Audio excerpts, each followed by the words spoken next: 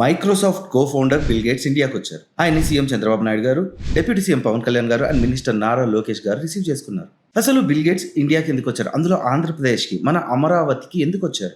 Gates foundation and Andhra Pradesh government మధ్య ఉన్న partnership ని ఎక్స్పాండ్ చేయడానికి వచ్చారు. అంతేకాకుండా health care, technology, artificial intelligence, agriculture and education ఈ ఫీల్డ్స్ మీద దృష్టి పెట్టనున్నారు. Real time governance society, digital health records, data systems, AI applications and public services లో యూజ్ చేసే టెక్ టూల్స్ గురించి బిల్ గేట్స్ తెలుసుకొని ఉన్నారు. అంతేకాకుండా ఆయన అమరావతిలోని ఫార్మింగ్ ఏరియాస్ కూడా విజిట్ చేశారు.